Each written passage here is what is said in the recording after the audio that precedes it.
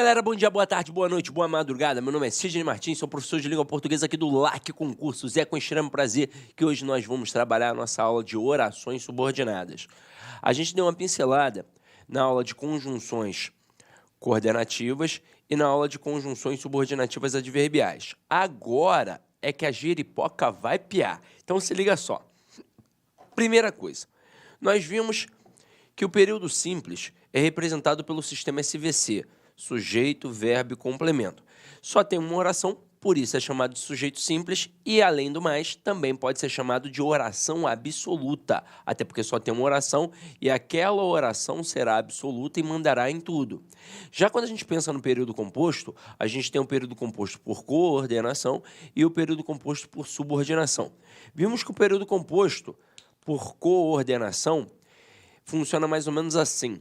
Eu tenho estruturas coordenadas, posso dizer que são estruturas justapostas, elas estão equiparadas. Isso mostra que uma não depende da outra, então elas são independentes sintaticamente. Uma não vai exercer função em relação à outra. Agora, quando a gente tem a oração subordinada, a gente tem uma relação de hierarquia.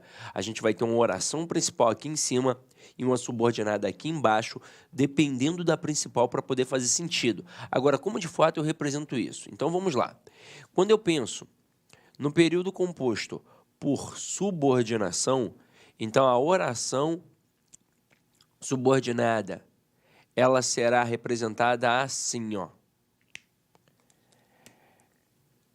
Período composto por subordinação, eu terei S... Não, deixa eu botar com a canetinha preta que fica melhor para vocês, ó. Período composto, ó. Período composto por subordinação. Nós teremos a seguinte estrutura, ó. Sistema SVC. E aí você vai ver que eu vou colocar o complemento do sistema aqui em cima. E dentro desse sistema, dentro deste complemento, eu vou colocar outro sistema SVC. Pois, como já disse a vocês, quando eu digo que um termo é subordinado a outro, é a mesma coisa que dizer que ele está inserido no outro. Então, ele está dentro. É por isso que ele depende da oração principal para poder fazer sentido. E como eu vou representar essa subordinação para o aluno? Assim, ó, de três formas. Eu tenho o período composto por subordinação, que vai caracterizar uma oração subordinada substantiva.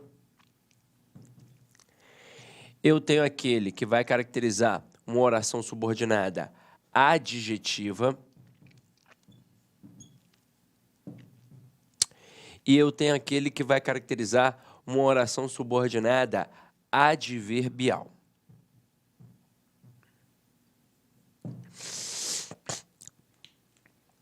Agora, qual é a importância dessas estruturas? Vamos lá.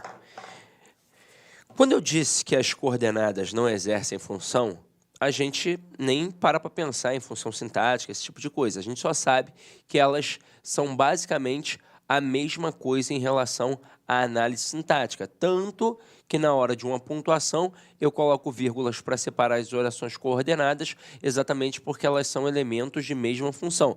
A premissa dessa vírgula aí, enumerativa, é a mesma que existe na vírgula da listinha no período simples, porque isola, separa elementos de mesma função, elementos justapostos. Agora, quando a gente pega a oração subordinada, a gente tem que observar que esta oração exerce uma função morfológica e que ela também pode exercer uma função sintática. Então vamos lá, primeiro pensando na essência morfológica. A oração subordinada substantiva, obviamente, vai exercer a função morfológica de um substantivo. A oração subordinada adjetiva, obviamente, vai exercer a função morfológica de um adjetivo. E a oração subordinada adverbial, ela vai exercer a função morfológica de um advérbio. Agora vamos para as funções sintáticas. A oração subordinada adverbial, ela sempre, não existe um adendo, não existe exceção. Ela sempre vai exercer a função sintática de adjunto adverbial. Mas é sempre. Já a oração subordinada adjetiva, ela também sempre terá a mesma função, que é a de adjunto adnominal. Agora, a substantiva, sim, essa aí tem uma porrada de função. Ela pode exercer até 6 funções a priori, ó. Ela pode exercer a função de sujeito, ela pode exercer a função de objeto direto, de objeto indireto, de complemento nominal, de aposto e de predicativo. Aí o aluno se desespera e pensa assim, caramba, essa substantiva é a mais difícil, não é? Na verdade, não. Quando a gente olha aqui e vê que são 6 funções, bate aquele desesperozinho. Eu sei. Agora, a gente parte do pressuposto que você já sabe o que é um sujeito, você já sabe o que é um objeto direto, você já sabe o que é um aposto, já sabe o que é um predicativo. Então, se você está agora estudando o período composto, é porque você já aprendeu isso no período simples. Então, se torna algo muito mais tranquilo. Aí, vamos lá. Quem é o grande camarada que pode confundir o candidato aqui nas estruturas? É o quê? É o grande camarada. Porque quando você estuda as conjunções, tanto as coordenadas quanto as subordinadas adverbiais, na hora que aparecer uma destas conjunções, você vai matar. Então, por exemplo, apareceu a conjunção e. Você sabe que ela é aditiva, você sabe que não é subordinada, então vai ser uma conjunção coordenativa aditiva. Apareceu um porém, você sabe que não é subordinada, você sabe que é uma conjunção coordenativa adversativa. Agora, apareceu um conquanto, você sabe que é subordinada adverbial, concessiva. Apareceu um malgrado, você sabe que é uma conjunção subordinativa adverbial também concessiva. Então, caramba, qual é o cara que pode te confundir? É o quê? O que ele pode confundir porque ele simplesmente pode exercer as 3 funções aqui.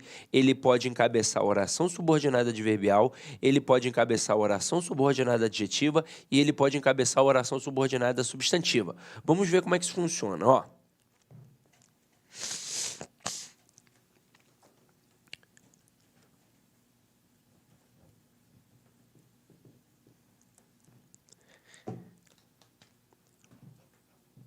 Vamos lá. O que é o cara mais sinistro? Ele pode funcionar como uma oração, aliás, pode encabeçar uma oração subordinada substantiva, pode encabeçar uma oração subordinada adjetiva e pode encabeçar uma oração subordinada adverbial. Agora, para que ele faça isso, ele tem que exercer uma função morfológica específica, que está atrelada às funções do que. Para que o que encabece uma oração subordinada substantiva, é necessário que ele seja uma conjunção integrante. Para que ele encabece uma oração subordinada adjetiva, é necessário que ele seja um pronome relativo.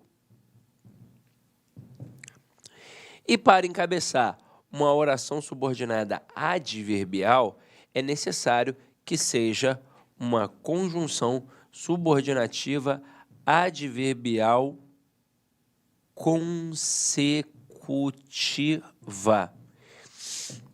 Então, o nosso problema lá na época da escola seria resolvido se a gente tivesse entendido este processo.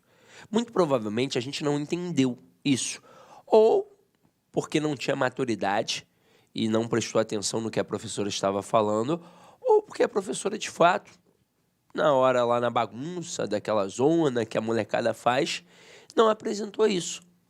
Então, o que a gente fazia na época? A gente decorava as frases que a professora colocava. Então, a professora colocava 100 frases e cobrava 10 na prova. Pô, você decorou as 100, na hora da prova, você acertava aquelas 10 que ela colocou. Mas entender mesmo, nunca entendeu.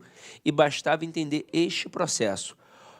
Quando é conjunção integrante, encabeça a oração subordinada substantiva. Quando é pronome relativo, encabeça a oração subordinada adjetiva. Quando é conjunção subordinativa adverbial consecutiva, encabeça a oração subordinada adverbial, obviamente consecutiva, que é aquela que indica consequência. Aí, no decorrer das aulas, você viu que esse cara aqui é de fácil identificação. E ele é mesmo de fácil identificação. É o primeiro que a gente vai identificar. Então, por exemplo, quando você pega as conjunções para estudar, e aí você já deu uma estudadinha, você viu que a gramática te dá as conjunções, o que elas representam semanticamente, ilustram ali colocando algumas conjunções e ainda colocam uma frase. E quando você vai estudar a conjunção subordinativa adverbial consecutiva, diz grandão, indica consequência, principal conjunção é o que e faz um adendo, que este que não aparece sozinho, ele é correlacionado, então tem ali um intensificador, que são as palavras tanto, tal, tão e tamanho. Então, ó, antes aqui vai aparecer o que a gente chama de intensificador, que são as palavras tanto, tal, tão e tamanho. Eu até brinco com os meus alunos, juntando os T's aqui, formando um T grande, ou seja, um tesão. E digo assim, ó, onde tem tesão, tem consequência. Porque no final das contas, quando o camarada coloca uma frase com esta conjunção consecutiva, ele não quer pedir para você, na prova do concurso público, classificar esta oração. Ele quer o valor semântico, é isso que ele quer. Então, vou colocar aqui um exemplo. Ó. Maria estudou tanto que passou em primeiro lugar. Neste momento, galera, eu tenho que entender uma coisa, que o que encabeça as orações subordinadas. Então, onde exatamente eu vou separar a oração subordinada da oração principal? Exatamente onde tem o que. Então, aqui, ó, Maria estudou tanto, pá, que. Aí, pensa comigo, nesta oração já tem verbo? Tem, então eu vou chamar de oração principal. OP vai ser oração principal, tá? E esta aqui, encabeçada pelo que é, na verdade, que passou em primeiro lugar, ela vai ser o que a gente chama de oração subordinada, que eu, por enquanto, não sei quem é. Eu só vou saber depois que eu descobrir quem é aquele danado ali do que. Aí, agora, qual é o próximo movimento depois de separar as orações? É olhar para a oração anterior e buscar um intensificador, que são as palavras tanto, tal, tão e tamanho. Encontrei aqui? Encontrei. Encontrei o tanto. Então, tem tanto que, o que vai acontecer? Eu terei uma relação de causa e consequência.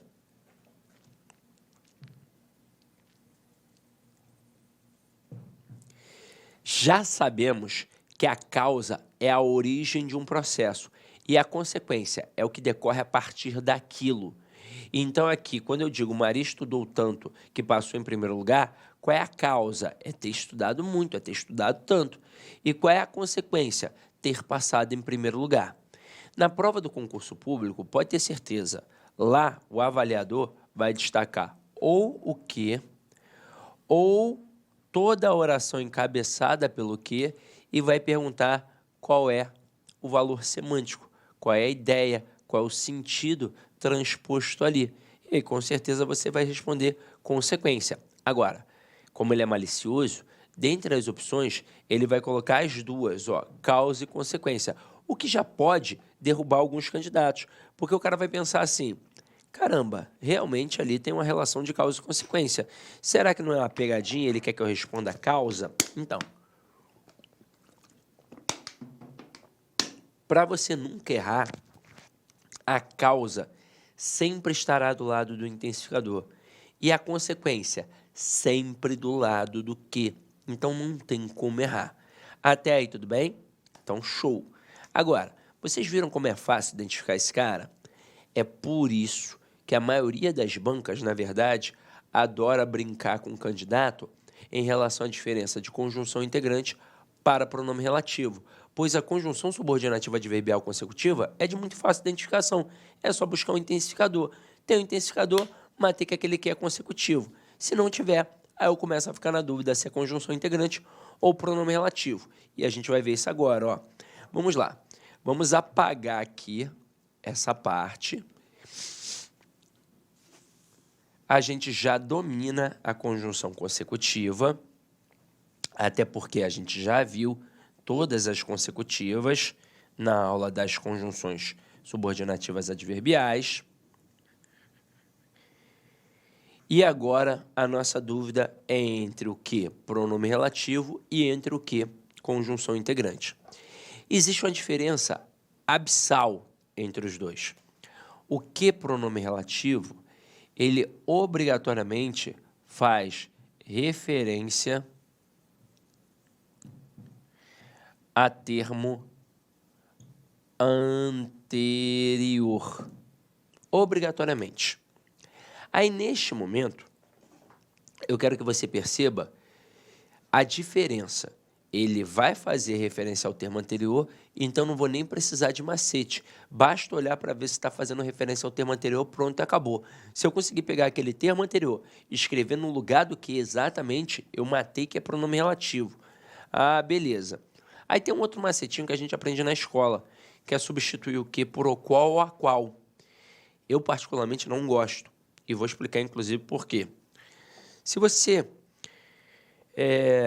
pegar um menino de 11 anos e falar assim para ele: filho, eu vou te dar 50 frases e você vai substituir, quando possível, o que por o qual ou a qual. Só que detalhe, dessas 50, 30 dá para substituir e 20 não. Mas ele vai conseguir substituir nas 50. É incrível. Então, se não funciona para um menino de 11 anos, obviamente pode não funcionar para você, que está há 10, 15 anos sem estudar a língua portuguesa. Então, não é um macete tão legal. Aí, qual é o macete mais interessante? É você pegar o que e toda a oração a qual ele faz parte e substituir, como já vimos, pela palavra isso. Até porque a palavra isso, ao contrário, vai me mostrar que ali tem uma oração subordinada, substantiva, encabeçada pela conjunção integrante. Vamos testar aqui, ó. Eu coloco assim: desejo que vocês sejam aprovados. Neste momento, pensa comigo. Eu tenho aqui um quê? Como é que eu vou separar a oração principal da oração subordinada? Exatamente onde tem o quê? Fiz já o primeiro processo.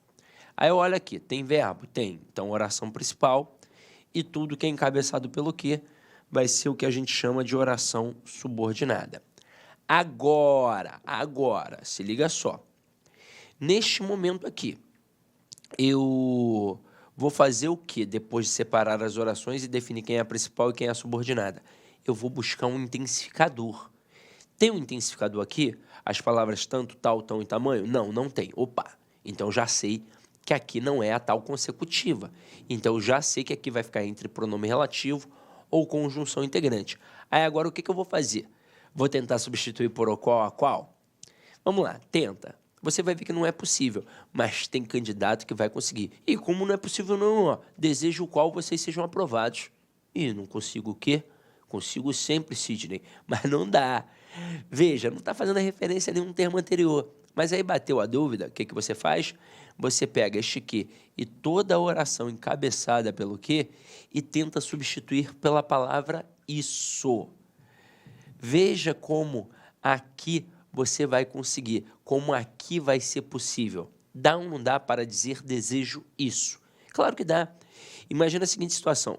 Você está diante de uma vitrine e aí tem lá, sei lá, um relógio muito bonito que você tem vontade de comprar, mas que ainda é caro, está esperando essa aprovação aqui. E aí depois que for aprovado, você, opa, esse aí eu vou comprar. Aí você está conversando com um amigo, ou com a tua esposa, ou com o teu esposo, aí você aponta e fala assim, desejo isso. Isso aqui eu vou comprar. você consegue formalizar essa frase. Então, eu quero que você entenda que isso, ele não é um pronome qualquer. Ele é um pronome que está na posição de um substantivo. Nós estudamos isso na parte de classes gramaticais, quando a gente for estudar o pronome. E aí você viu que tem um pronome que serve para acompanhar o substantivo e tem um pronome que serve para substituir o substantivo. Observe que na hora que eu digo desejo isso, o pronome isso, que é notoriamente um pronome demonstrativo, ele não está acompanhando o nome, ele está substituindo. É como se eu dissesse desejo relógio, desejo água, desejo café. Então, ele está ali na posição de um substantivo. Logo, eu digo que ele é um pronome substantivo. Por isso, o macete. E aí o mais interessante é que na hora em que eu consigo substituir pela palavra isso, eu vejo que esta palavra, ao contrário, me mostra que ali tem uma oração subordinada, substantiva, encabeçada pela conjunção integrante. Então aqui, ó, tem uma oração subordinada, substantiva, encabeçada, ó, pela conjunção integrante. Então, pelo menos, a classificação do que eu já resolvi. E isso cai em prova só pedindo a classificação do quê? Claro que cai. Você faz concurso, você já fez algumas provas anteriores, então você sabe. Inclusive, se você ainda não faz isso, deixe-me molhar aqui no bico. É importante que você faça. Não adianta só treinar pela teoria. Você tem que fazer exercícios e, de preferência, questões anteriores da tua banca. Então, se você vai fazer um concurso e você não tem nenhuma prova, pô, vai lá no PCI Concursos. É um site gratuito. Você baixa lá a prova e baixa o gabarito. Agora, é claro, você espertamente não vai baixar os dois juntos. Aliás, até pode baixar, mas deixa guardado o gabarito, né? Não pode ficar na hora olhando ali, vai dar uma revisada. Não. Testa assim. Faz primeira prova sozinho, depois pega o gabarito e dá uma olhada. Caraca, de 40 eu só acertei 20. Mas isso vai acontecer na primeira vez. Na segunda você já vai acertar 30. Na terceira você já vai acertar 35. Na quarta, de repente, você vai até gabaritar. Então, quanto mais treinamento, melhor você vai ficar. Então, aqui, ó, por enquanto, a gente já fez quase tudo. Só que eu vou te dar um alerta. Quando tem a oração subordinada adverbial, que foi aquela que a gente viu primeiro, o cara está preocupado com o valor semântico, até porque existem 9 conjunções subordinativas adverbiais. Então, tem a causal, tem a consecutiva, tem a concessiva, tem a comparativa, tem a final, tem a proporcional, tem a temporal. Então, ele quer saber se você identificou a ideia transmitida ali. E se ele perguntar a função sintática, vai ser sempre a mesma função sintática, que é a de adjunto adverbial. Agora, quando você pega a substantiva, são até 6 funções. Então, cá entre nós, você acha que ele não vai pedir a função? É óbvio. Às vezes, ele nem pede para você classificar a oração. Ele só pede assim, tal oração subordinada exerce qual função sintática? Ou então ele afirma para você, exerce função sintática de objeto direto, exerce função sintática de complemento nominal, exerce função sintática de aposto. É assim que funciona. Aí, qual é o bizu que eu te dou? Se você ainda está capengando, você vai fazer exatamente assim, ó. Desejo isso. Na hora que você faz essa troca, você já sabe que está diante de uma oração subordinada substantiva. O que ficou faltando apenas? A função sintática. E como nós aprendemos a analisar a função sintática na língua portuguesa? Através do sistema SVC. Qual é a primeira coisa que eu faço? Eu acho o verbo e pergunto a ele quem é o sujeito. E automaticamente o resto é o teu complemento. Aí você viu que existem 3 possibilidades.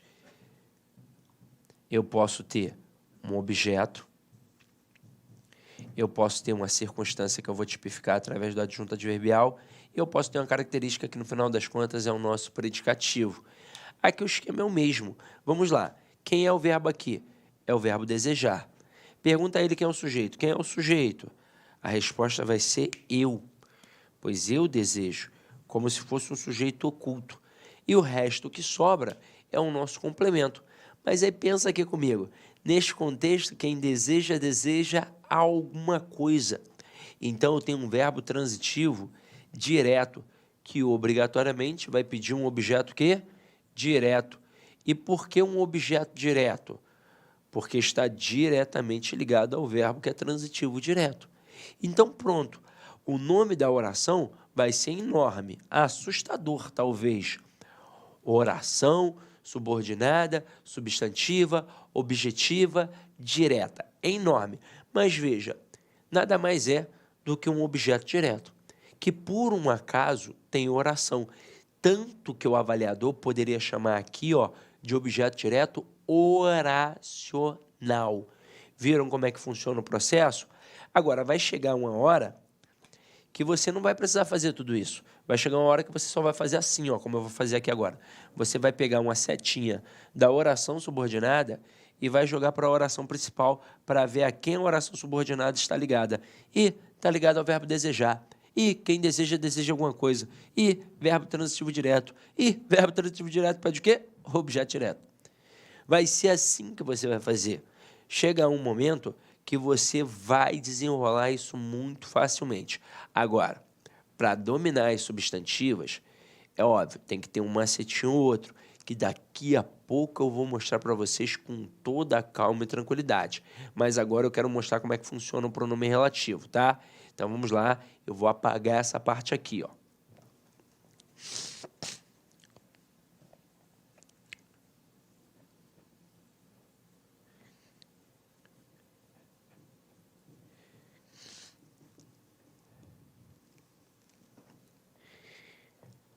Agora aqui, meu companheiro, se eu colocasse assim, ó, os alunos que estudam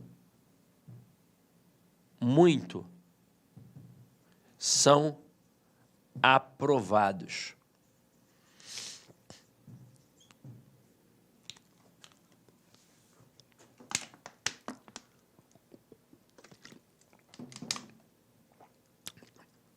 O procedimento é sempre o mesmo. O que ele encabeça a oração subordinada. Então, vou separar a principal da subordinada exatamente onde tem o que, ó. Os alunos que, pá. Só que agora, olha o que aconteceu. Nessa estrutura, os alunos não tem um verbo. Então, não é uma oração. O que é aqui? Por enquanto, apenas uma estrutura nominal. Agora, o que aconteceu muito provavelmente? A oração subordinada está no meio da oração principal. E o que eu vou fazer para saber quem é o verbo da oração principal e quem é o verbo da oração subordinada? Muito fácil. O primeiro verbo que aparece depois do que, ele é o verbo da subordinada. A partir do próximo verbo, já é o verbo da oração principal. Então, aqui, ó, os alunos que estudam muito, pá, são aprovados. Então, aqui, a oração principal será: os alunos são aprovados. Isso tudo aqui eu vou chamar de oração principal. E que estudam muito, esta parte toda aqui, ó, eu vou chamar de oração subordinada, que eu, por enquanto, não sei quem é. Eu, por enquanto, não sei quem é. Agora, para saber qual é o próximo movimento, olhar para a oração anterior e buscar um intensificador. Existe aqui um intensificador? As palavras tanto, tal, tão e tamanho? Não, não existe.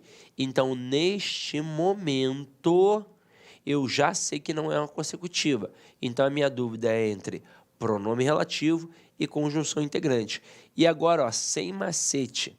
Veja, dá ou não dá para perceber que este que faz referência a um termo anterior? Diz para mim, quem é que estuda muito? Os alunos. Dá ou não dá para pegar essa estrutura, os alunos, e escrever exatamente aqui no lugar do que? Os alunos estudam muito. Dá. Então, matei que este que aqui é um pronome relativo. Logo, eu tenho aqui uma oração subordinada adjetiva. E um outro procedimento. Não tem aquele macetinho do isso? Tem um macetinho do isso, não tem? Então, eu aqui conseguiria, por um acaso, da mesma forma que eu disse, desejo isso, eu conseguiria dizer, os alunos isso são aprovados? Não, ficaria muito estranho, completamente agramatical. Então, aqui eu já tenho certeza que é pronome relativo, já tenho certeza que é uma oração subordinada adjetiva. Neste momento, você vai entender agora a maldade do avaliador. Quando é uma oração subordinada adverbial, o camarada gosta de cobrar o quê? O valor semântico. Ele gosta de te perguntar se ali é um valor de causa, consequência, finalidade. É isso que ele vai te perguntar. Agora, quando é uma oração subordinada substantiva, ele vai querer saber o valor sintático mesmo. Se é objetiva direta, se é completiva nominal, se é subjetiva e por aí vai. Agora, quando o cara pede a oração subordinada adjetiva, que sempre exerce a função sintática de uma adjunta de nominal, ele quer, na verdade, saber se ela é restritiva ou explicativa. E cá entre nós, a oração subordinada adjetiva é a menina dos olhos da língua portuguesa, porque numa tacada só, o cara, além de cobrar o valor do que, ele cobra a classificação da oração, ele cobra pontuação, ele cobra também interpretação. E aí você tem que saber que esta oração subordinada adjetiva, ela pode ser restritiva ou explicativa. Quando ela vai ser restritiva? Quando ela não tiver vírgulas. E quando ela vai ser explicativa? Quando ela estiver isolada através das vírgulas. Na prova é muito fácil. Por exemplo, os alunos que estudam muito são aprovados. Pela sentença que a gente tem aqui, tem vírgula ou não tem vírgula? Não tem vírgula. Então, eu já matei que esta oração subordinada adjetiva aqui, ela é restritiva. Agora, vamos entender o porquê de ser restritiva. Pensa comigo. Olha a oração principal. Os alunos são aprovados. E aí pensa num processo lógico. Todos os alunos são aprovados? Durante toda a tua trajetória como aluno, todos os teus amiguinhos, no ensino fundamental, no ensino médio, na faculdade, eles sempre foram aprovados? Não. Tem alguns que ficam no meio do caminho, não tem? Tem alguns que são reprovados, não é verdade? Então, imagina chegando para você do nada, num contexto fechado e falando assim, ó, os alunos são aprovados. Aí tu vai falar, tá maluco, Cid? Que alunos que são aprovados? Ah, é verdade, faltou informação. Aí eu vou dizer, aqueles que estudam muito, os que estudam muito. Então, neste momento, quando eu digo os alunos que estudam muito são aprovados... Com licença, meu amigo, minha amiga, eu sou o professor Lac. Inicialmente quero pedir desculpas por ter interrompido os seus estudos, mas essa aula é uma aula demonstrativa aqui do site Lac Concurso. Quero dizer para você o seguinte, que você pode assistir o restante dessa videoaula, você pode ter o material de apoio dessa videoaula e muito mais no nosso curso completaço pré-edital para o INSS. Valor do curso? O valor do curso custa 10 parcelas de R$ 45,00.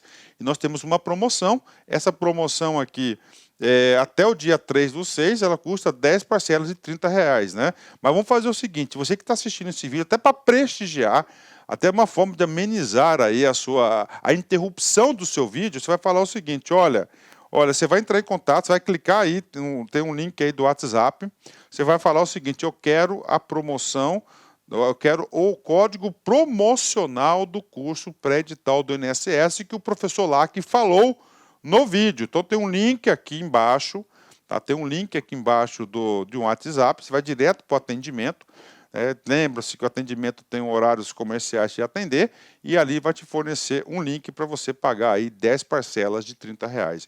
Cara, um curso super competitivo, é um curso na qual nós estamos nos dedicando muito. Inclusive, no último concurso, 2016, eram 2.200 vagas, salvo engano, e nós tivemos 204 pessoas, alunos, que nós ajudamos a ser aprovado nesse concurso. 204 pessoas.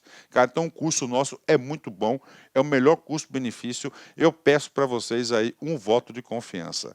Meus amigos, um forte abraço, espero vocês. Tchau, tchau.